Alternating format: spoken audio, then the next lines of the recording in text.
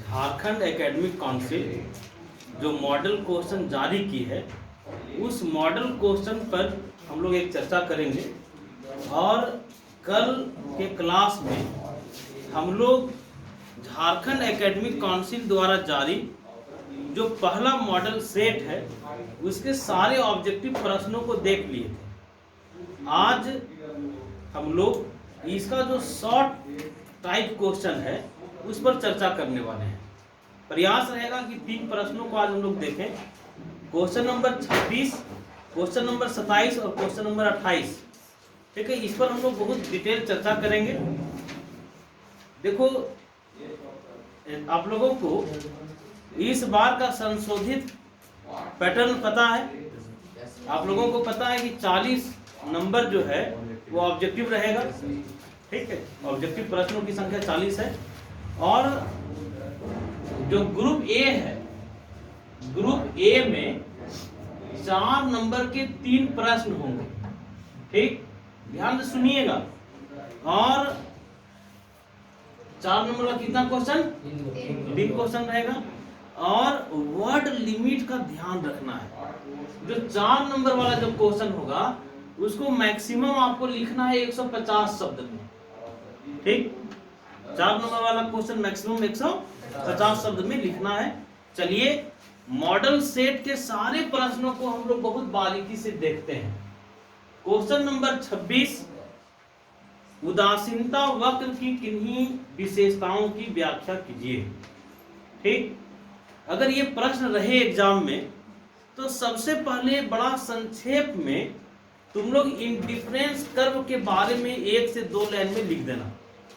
ठीक, सब लोग जानते हो कि इंडिफरेंस कर्व क्या है जी? बताओ। हम लोगों को ये बात पता है कि उपयोगिता को मापने का 2 सिद्धांत। उपयोगिता को मापने का कितना सिद्धांत? 2। एक है क्रमवाचक उपयोगिता विश्लेषण और दूसरा है गणनावाचक उपयोगिता विश्लेषण। उपयोगिता को मापने के 2 सिद्धांत हैं, एक गणनावाचक उपयोगिता विश्लेषण और दूसरा क्रमवाचक उपयोगिता विश्लेषण। ठीक, तुम लोग बताओ कि गणनावाचक उपयोगिता विश्लेषण का प्रतिपादन कौन किए? तो गणनावाचक उपयोगिता विश्लेषण का प्रतिपादन मार्शल ने किया। गणनावाचक कौन दिए? मार्शल।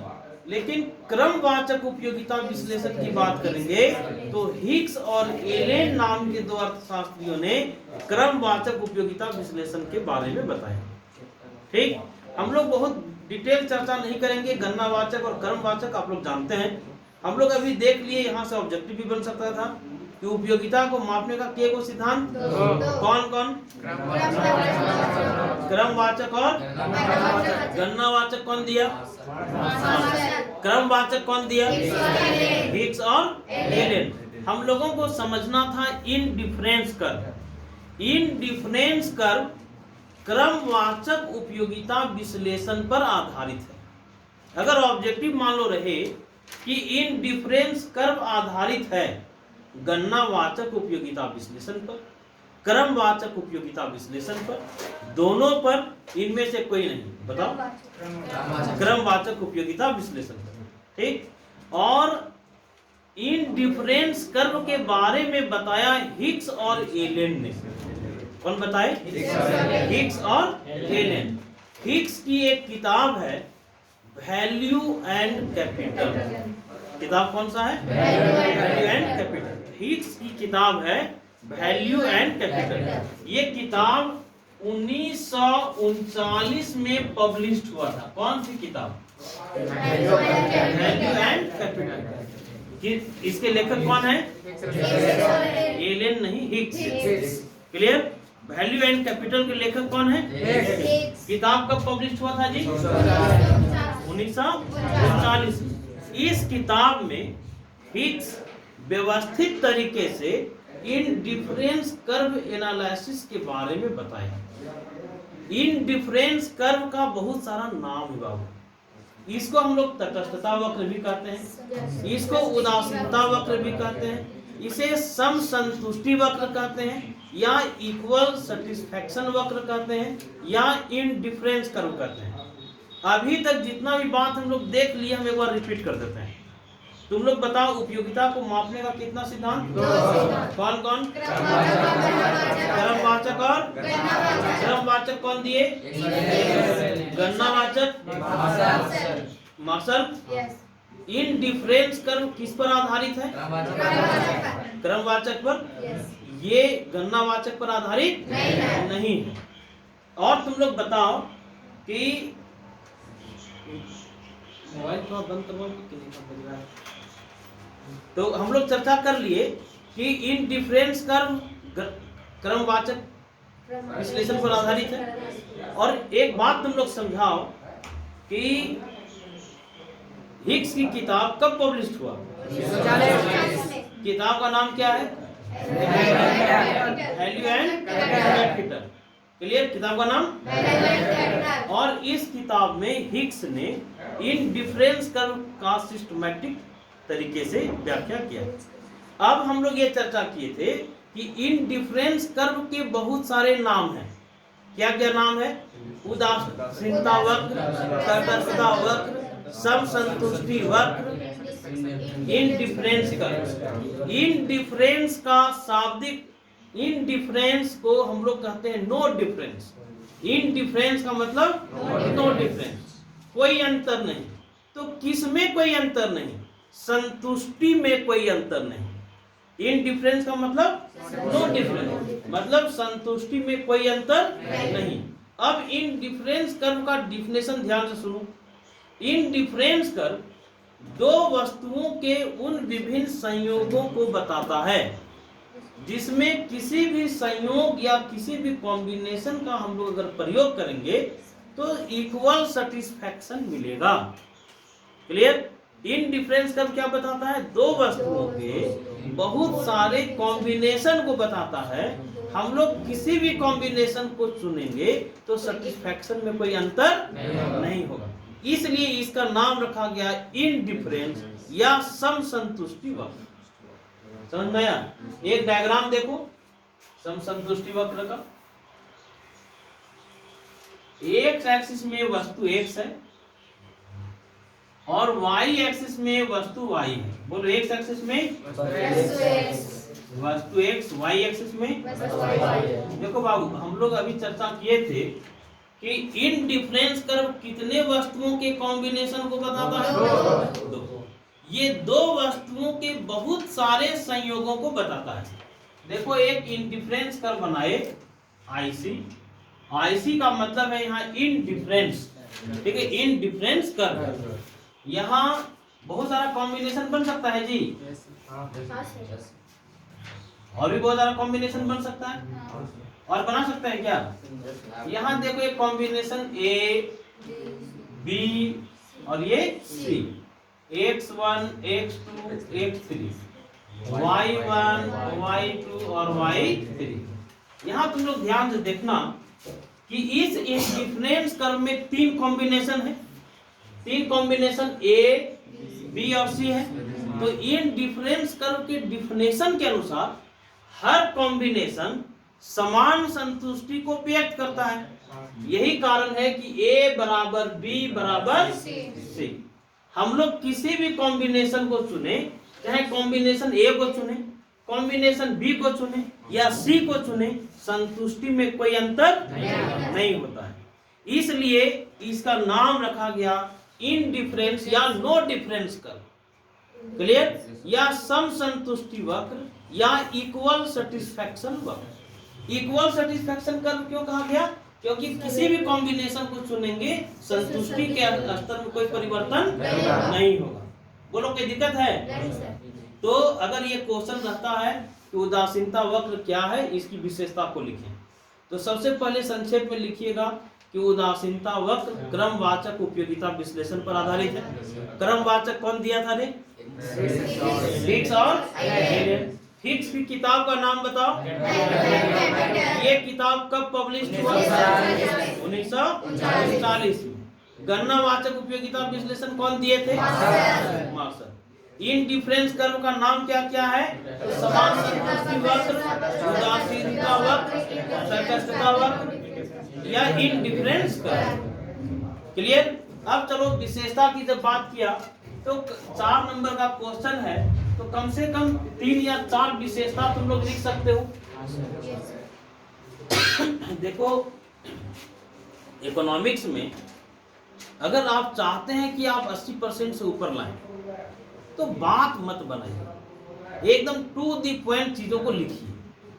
ठीक, डायग्राम ज्यादा से ज्यादा बनाने का प्रयास कीजिए और डायग्राम क्लियर कट बनाइए। जैसे इंडिफरेंस कर्व की विशेषता क्या क्या है, तो पहला विशेषता तुम लोग जानो कि उदासीनता वक्र क्षैतिज नहीं होता है। उदासीनता वक्र क्षैतिज नहीं होता है। ठीक, हम लोग यहाँ एक इंडिफरेंस कर्व बनाते हैं। यहाँ देखना डायग्राम, एक्स एक्सिस में वस्तु एक्स, वाई एक्सिस में वस्तु वाई। एक इंडिफरेंस कर्व बनाए जी, ये क्षैतिज है कि नहीं? क्षैतिज मतलब एक्स एक्सिस के समानांतर है। यहाँ कोई भी दो को कॉम्बिनेशन तुम लोग दिखला दो, दो को कॉम्बिनेशन दिखला दिए बाबू। कॉम्बिनेशन का नाम दे दो ए और बी, x1 x2 y। तुम लोग इंडिफरेंस कर्व पढ़े हो, तुम लोगों को पता है कि किसी भी इंडिफरेंस कर्व में जो भी कॉम्बिनेशन रहता है वो इक्वल सेटिस्फैक्शन को बताता है। क्लियर? मतलब इस इंडिफरेंस कर्व में ए और बी दो कॉम्बिनेशन है तो दोनों को समान संतुष्टि बताना, दोनों में समान संतुष्टि मिलना चाहिए। क्लियर? तुम लोग ए बताओ, ए कॉम्बिनेशन क्या है? ए कॉम्बिनेशन है OX1 प्लस OY1 है जी, OX1 plus OY1। B combination बोलो OX2 प्लस OY1। ठीक, उदासीनता वक्र के डिफिनेशन के अकॉर्डिंग ए बराबर बी, ए बराबर बी करके देखो तो OX1 plus OY1 equal to OX2 plus OY1। बताओ यहाँ OY1 कट गया जी, क्या बचा?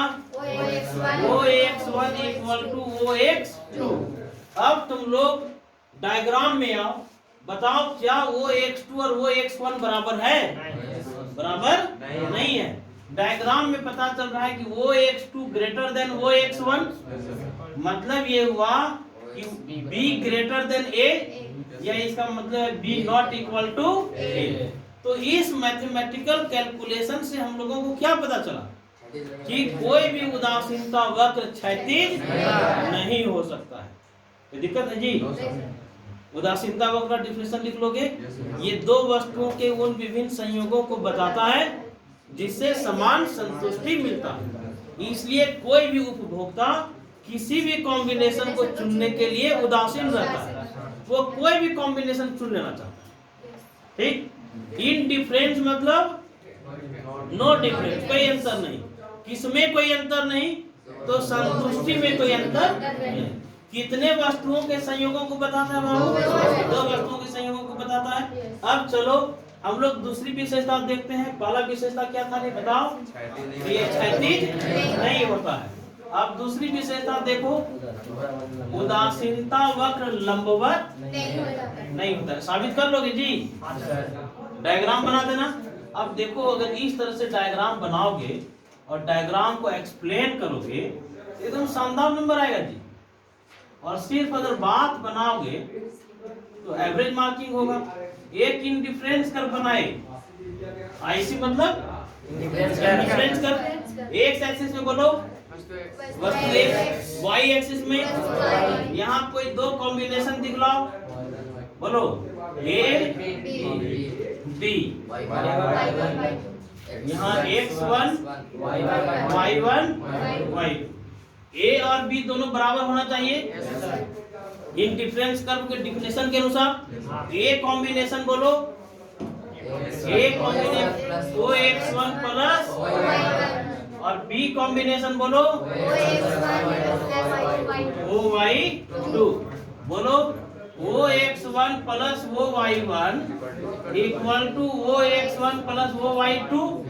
OX1 कट जाएगा जी, क्या बचेगा? OY1 equal to OY2। Diagram में आओ, क्या वो y1 और वो y2 बराबर है?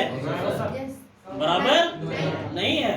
यहाँ लिखना उपरोक्त रेखा चित्र से पता चलता है। क्या पता चलता है कि वो y1 लेस देन वो y2 या वो y1 नॉट इक्वल टू वो y2, मतलब a लेस देन b या a not equal to b। समझ में आया? तो इससे क्या पता चला कि कोई भी इंडिफरेंस कर्व लंबवत, कोई इंडिफरेंस कर्व क्षैतिज। तो विशेषता देख लिए। पहला विशेषता उदासीनता वक्र क्षैतिज नहीं होता है, उदासीनता वक्र लंबवत नहीं होता है। तुम लोग एक विशेषता और जानते हो जी, बोलो। दो उदासीनता वक्र एक दूसरे को काट नहीं सकता है। पहला विशेषता बोलो।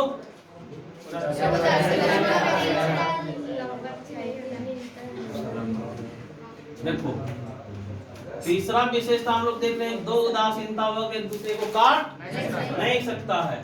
एक इंडिफरेंस कर्व बना लिए IC1, इसमें कोई भी दो कॉम्बिनेशन दिखला दिए, है ना। एक और इंडिफरेंस कर्व बनाए, देखो IC2। तुम लोग बताओ, डायग्राम से पता चल रहा है कि ये काट रहा है एक दूसरे को। यहाँ कॉम्बिनेशन दिखाओ A, B और C। X1 X2 बोलो, Y1 Y2 और Y3। ठीक, डायग्राम ध्यान से देखो। देखो जी, इकोनॉमिक्स स्कोरिंग पेपर है। अगर ढंग से अगर लिख दोगे, ढंग से अगर एक्सप्लेन करोगे तो अच्छा नंबर आएगा। और हम देखो अभी पूरा कोशिश करेंगे कि दोनों सेट जो मॉडल 1 और मॉडल 2 जो जारी हुआ है उसके एक एक क्वेश्चन पर आपके साथ हम चर्चा करें। ठीक, अब यहाँ देखो, उदासीनता वक्र,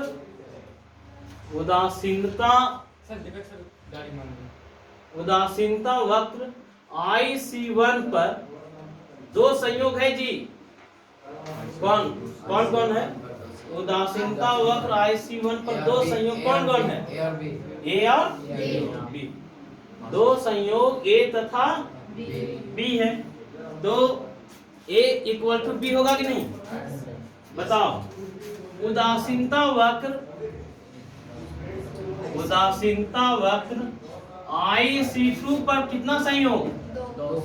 दो संयोग। कौन कौन बाबू? A और C है। तो इसका मतलब A इक्वल टू C होगा। बोलो, उदासीनता वक्र IC1 पर दो संयोग था A और B। उदासीनता वक्र IC2 पर दो संयोग A और C। जब A इक्वल टू B और A इक्वल टू C है तो तुम लोग बताओ B इक्वल टू C होगा कि नहीं? होगा जी। अगर B इक्वल टू C हुआ तो दो उदासीनता वक्र एक दूसरे को काट सकता है। और अगर दोनों बराबर नहीं हुआ तो क्या साबित होगा? बोलो, काट नहीं सकता है। अब देखो B कॉम्बिनेशन तुम लोग जल्दी से बता दो। B कॉम्बिनेशन है बाबू, B कॉम्बिनेशन है OX2 प्लस OY2, नहीं है जी।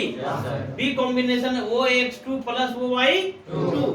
और C कॉम्बिनेशन तुम लोग बताओ। C कॉम्बिनेशन है OX2 प्लस OY1।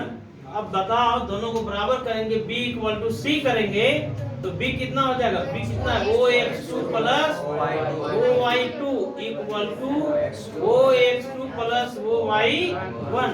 बोलो, OX2 और OX2 कट गया। क्या बचा बाबू? OY2 equal to OY1। अब डायग्राम में आओ, क्या OY2 और OY1 बराबर है? डायग्राम से पता चल रहा है कि OY2 ग्रेटर देन OY1 है जी। इसका मतलब B ग्रेटर देन C होगा जी। इसका मतलब B not equal to C होगा। तो इस कैलकुलेशन से हम लोग क्या साबित किए? हम लोग साबित किए कि दो उदासीनता वक्र एक दूसरे को प्रतिच्छेदित। तीन विशेषता देख लिए। बताओ, हिक्स किताब का नाम? जोर से बोलो। कब पब्लिश हुआ था? उपयोगिता को मापने का के सिद्धांत कौन कौन? क्रमवाचक और क्रमवाचक सिद्धांत कौन दिया?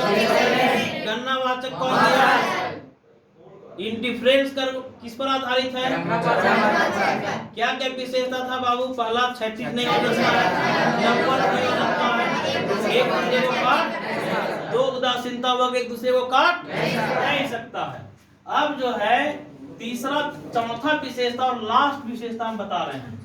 और अगर आप चाहते हैं, क्योंकि ये 4 नंबर में था, तो 4 नंबर में 4 विशेषता बताना काफी एक नहीं जी। और इस किताब में, मेरी लिखी हुई किताब में आप लोग जानते हैं, इस किताब में बहुत डिटेल दिया हुआ है, आप लोग देख भी सकते हैं।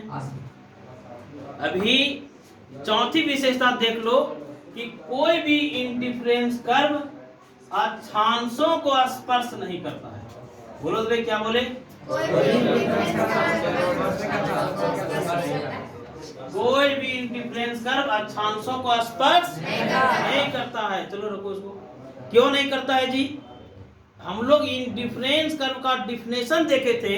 ये दो वस्तुओं के उन विभिन्न संयोगों को बताता है जिसका प्रयोग करने से उपभोक्ता को समान संतुष्टि मिलता है। तो डिफिनेशन में हम लोग बोले थे कितना वस्तु? जब ये किसी एक्सिस को टच करेगा तो बताओ, यहाँ y वस्तु के कॉम्बिनेशन को तो बता रहा है, लेकिन x वस्तु का प्रयोग यहाँ 0 हो रहा है कि नहीं? मतलब दो वस्तु के कॉम्बिनेशन को बता नहीं रहा। इसलिए इंडिफरेंस कर्व अक्षांशों को स्पर्श नहीं करता है। देखो, मान लो हम लोग ऐसा बनाए, ये x एक्सिस को टच कर रहा है, यहाँ x वस्तु का तो प्रयोग कर रहा है, y वस्तु का प्रयोग नहीं कर रहा है। इसलिए उदासीनता वक्र अक्षांशों का स्पर्श नहीं करता है। बोलो की दिक्कत है? पूरा याद हो गया? पहला विशेषता, दूसरा विशेषता, तीसरा विशेषता, दो उदासीनता वक्र एक दूसरे को प्रतिच्छेदित, और चौथा अक्षांशों को स्पर्श नहीं करता है। इंडिफरेंस कर्व किस पर आधारित है? गणनावाचक पर आधारित नहीं है। गणनावाचक उपयोगिता विश्लेषण का प्रतिपादन, क्रमवाचक का प्रतिपादन। हिक्स के किताब का नाम वैल्यू एंड कैपिटल। कब पब्लिश हुआ? अब चलो दूसरे प्रश्न बनाएं, मिटा दिया जाए। याद हो रहा है जी? अगर इस तरह से हम लोग सारे महत्वपूर्ण प्रश्नों को एग्जाम में देख जाएं तो एक शानदार तैयारी नहीं हो जाएगा? और एक बात जान लो, अभी मोबाइल रखो, अंतिम राउंड में जो स्टूडेंट बहुत एक्टिव और सक्रिय रहेंगे वो अच्छा करेंगे, समझे? हम दिन गिन करके तो नहीं पढ़ाएंगे, लेकिन हम ये दोनों सेट कंप्लीट कर देंगे। ठीक, दोनों सेट जो दो को आया है, और देखिएगा इसमें जितने भी प्रश्न हैं हमारे इस किताब में उसका शानदार आंसर लिखा हुआ भी है। ठीक, तो कुछ प्रश्नों को यहाँ से भी सहारा आप लोग ले सकते हैं। चलिए अगला प्रश्न हम लोग कल चर्चा किए थे, लेकिन दोबारा देख लेते हैं। बहुत महत्वपूर्ण प्रश्न है। सीमांत उत्पादन और औसत उत्पादन में संबंध को रेखा चित्र से समझाएं। क्लियर? कल चर्चा किए थे ना? लेकिन हम दोबारा रिपीट करते हैं। क्वेश्चन है सीमांत उत्पादन और औसत उत्पादन में संबंध बताना है। किसमें? एपीपी में और एमपीपी में रिलेशन बताना है। ये क्वेश्चन नंबर सेट 1 का कौन सा क्वेश्चन है बाबू? 27। अभी इसके पहले कौन सा क्वेश्चन देख रहे थे? 26। देखो 4 नंबर का क्वेश्चन है। शब्द सीमा का ध्यान रखना है। ठीक, 150 शब्दों में मैक्सिमम हम लोगों को उत्तर लिखना है, और हम लोगों को गागर में सागर भरना है। समझे? कम शब्दों में अच्छा लिखना है। समझे? बहुत बात अनावश्यक नहीं बनाना है। सबसे पहले आप लोग जान लीजिए कि एमपीपी क्या है, मार्जिनल फिजिकल प्रोडक्ट क्या है। उसके बाद तुम लोगों को बताएंगे कि एवरेज फिजिकल प्रोडक्ट क्या है। तुम लोग तीनों चीज जानते हो, टीपीपी, एपीपी और MPP. Total physical product, average physical product और मार्जिनल फिजिकल प्रोडक्ट। चलो हम लोग बात शुरू करते हैं मार्जिनल फिजिकल प्रोडक्ट से। उत्पादन के अन्य साधनों को कांस्टेंट रखकर, उत्पादन के अन्य साधनों को स्थिर रखकर जब एक साधन को हम लोग बढ़ाते हैं तो कुल उत्पादन में जितना परिवर्तन होता है सीमांत उत्पादन या सीमांत भौतिक उत्पादन कहलाता है। क्लियर? क्या हम लोग बात किए कि उत्पादन के अन्य साधनों को स्थिर रखकर जब एक साधन को हम लोग बढ़ाएंगे तो कुल उत्पादन में जितना परिवर्तन होगा क्या कहलाएगा? सीमांत उत्पादन या सीमांत भौतिक उत्पादन। जैसे मान लो 10 लेबर लगाए और 10 लेबर मिलकर के 1000 वस्तु का उत्पादन किया। यदि 11वां लेबर लगाएं और उत्पादन मान लो होने लगा 1200, तो बताओ जो कुल उत्पादन में 200 का जो परिवर्तन हुआ इस 11वें लेबर के कारण हुआ कि नहीं? ये कहलाएगा एमपीपी या सीमांत भौतिक उत्पादन। क्लियर? एमपीपी का मतलब क्या था कि अन्य साधनों को स्थिर रखकर जब एक साधन को हम लोग बढ़ाएंगे तो कुल उत्पादन में जितना परिवर्तन होगा क्या कहलाएगा? एमपीपी। एमपीपी। क्लियर? अब देखो बाबू, एमपीपी निकालेंगे कैसे? एमपीपी निकालने का तरीका है टीपीपीएन माइनस टीपीपीएन माइनस 1। यहाँ टीपीपीएन है 1200, टीपीपीएन माइनस 1, एक कम लेबर से कितना उत्पादन हुआ था जी? 1000 इक्वल टू कितना? 200। तो एमपीपी निकाल लिए 200। एमपीपी निकालने का एक और फार्मूला है, MPP equal to delta TPP by delta L. बोलो यहाँ डेल्टा टीपीपी क्या है? यहाँ डेल्टा टीपीपी का मतलब है कुल भौतिक उत्पादन में परिवर्तन। बोलो जोर से, कुल भौतिक उत्पादन में परिवर्तन। डेल्टा एल क्या है? परिवर्तन साधन के इकाई में परिवर्तन। बोलो, परिवर्तन से साधन के इकाई में, और डेल्टा टीपीपी कुल उत्पादन में परिवर्तन। ठीक? सीमांत उत्पादन का मतलब समझ गए जी? अन्य साधनों को स्थिर रख दिए और एक साधन को हम लोग बढ़ाए तो कुल उत्पादन में जितना परिवर्तन हुआ क्या कहलाया? सीमांत भौतिक उत्पादन। क्लियर? अब देखो एपीपी की बात है। एपीपी कैसे निकालते हैं? तो टीपीपी बटा एल, मतलब परिवर्तनशील साधन के इकाई से अगर कुल भौतिक उत्पादन को भागा दे दिए, जो भागफल मिला वो कहलाया एपी, एवरेज फिजिकल प्रोडक्ट। ठीक?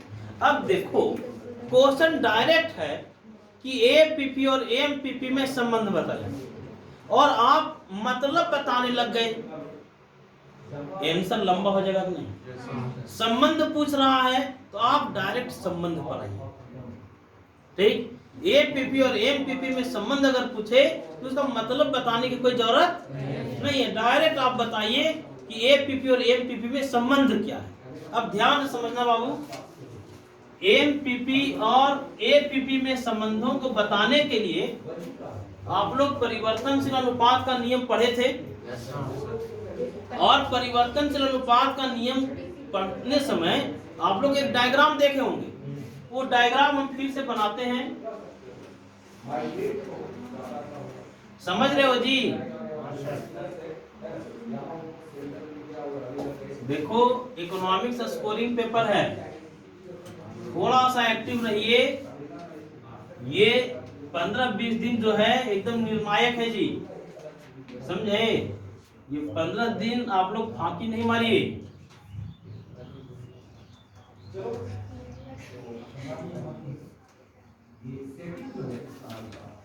देखो परिवर्तनशील अनुपात के नियम की कितनी अवस्था? परिवर्तनशील अनुपात के नियम में हम लोग उत्पत्ति वृद्धि नियम, उत्पत्ति समता नियम, उत्पत्ति ह्रास नियम, तीनों के बारे में पढ़े। तो ये बनाओ, ये क्या बनाए बाबू? TPP, total physical product. ये फर्स्ट स्टेज है जी, फर्स्ट स्टेज, बोलो सेकेंड स्टेज, और इधर थर्ड।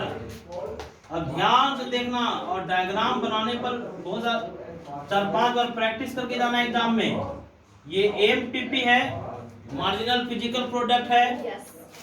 ध्यान से देखो जी, ये है APP, average physical product. X axis में परिवर्तनशील साधन की इकाई है। बोलो एक्स एक्सिस में बाबू, इधर दो चीज है, एपीपी और एमपीपी। बोलो यहाँ टीपीपी, टोटल फिजिकल प्रोडक्ट। ठीक, अब डायग्राम में आओ, संबंध पूछ रहा है, क्या क्या संबंध एपीपी और एमपीपी में दिख रहा है तुम लोगों को?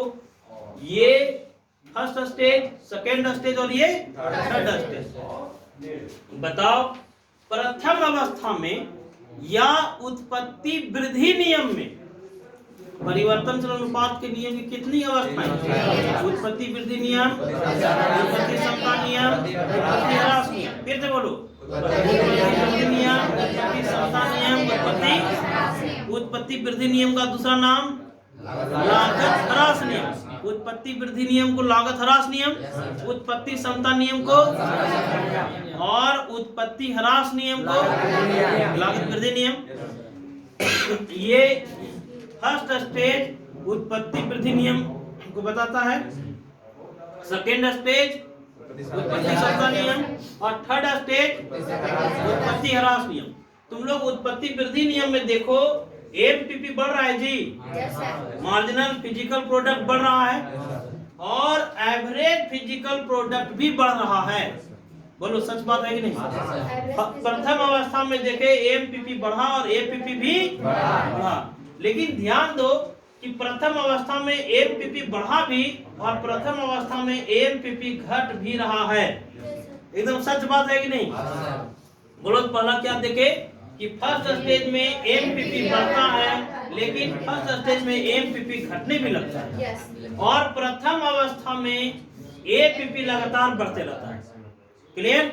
लेकिन एक बात बताओ कि प्रथम अवस्था वहां समाप्त होता है जहां एपीपी और एमपीपी, बोलो, दोनों बराबर होते हैं। प्रथम अवस्था वहां समाप्त होता है जहां एपीपी और एमपीपी दोनों बराबर होता है। तो पहला संबंध समझ में आया? पहला संबंध क्या था कि उत्पत्ति वृद्धि नियम में एमपीपी और एपीपी दोनों बढ़ते हैं। प्रथम अवस्था में ही एमपीपी बढ़ता भी है और घटने भी लगता है। घटने के बावजूद वह एपीपी से ज्यादा रहता है।